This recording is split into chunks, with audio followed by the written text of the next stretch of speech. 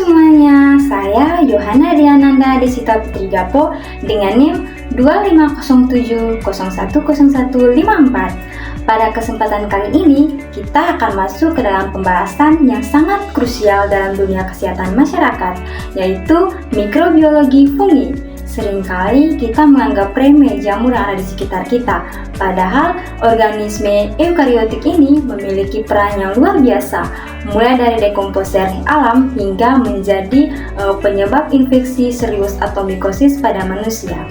Nah, di video ini kita akan bedah tuntas mulai dari morfologinya, klasifikasinya, hingga perbedaan mendalam antara mikosis superficial dan sistemik. Yuk kita masuk ke dalam penjelasannya. Sebelum itu, kita harus tahu dulu nih, apa sih sebenarnya jamur itu? Nah, secara biologis, jamur adalah organisme eukariotik yang tidak memiliki klorofil karena tidak bisa berfotosintesis. Mereka hidup sebagai heterotrof, alias menyerap nutrisi dari bahan organik di sekitarnya menggunakan dinding sel yang terbuat dari kitin. Nah, kalau kita bicara soal bentuk atau klasifikasinya, jamur itu terbagi menjadi 3 kelompok besar yang perlu kita kenali.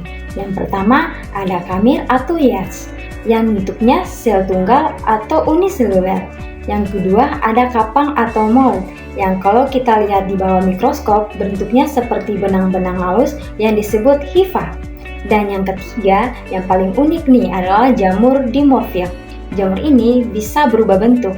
Dia jadi kapang saat berada di lingkungan luar, tapi berubah jadi ragi atau hias saat masuk ke dalam tubuh manusia yang suhunya lebih hangat.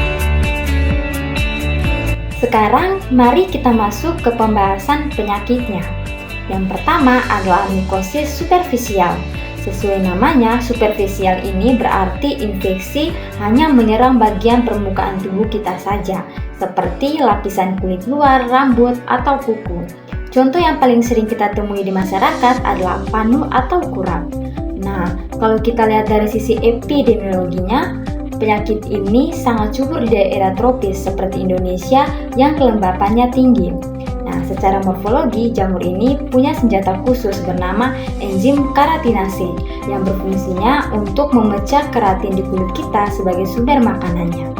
Penularannya sangat mudah nih guys, yaitu melalui kontak langsung antar manusia atau bisa juga perantara benda seperti handuk dan pakaian yang digunakan bersama.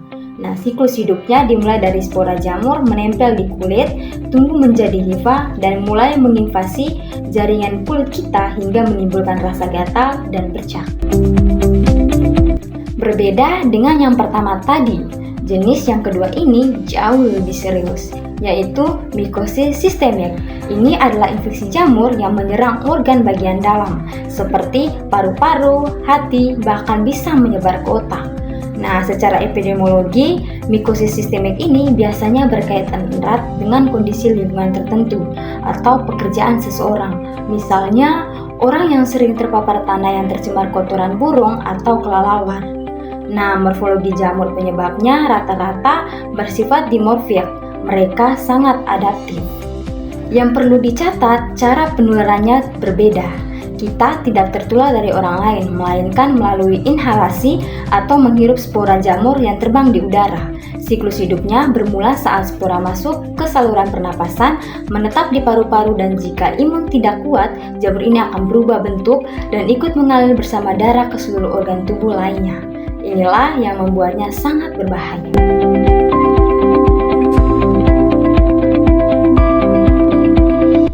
Nah, jadi kesimpulannya, fungi memang punya peran besar di alam, tetapi kita juga harus waspada terhadap potensi infeksinya. Mulai dari yang sifatnya ringan di permukaan kulit, sampai yang mengancam nyawa di organ dalam.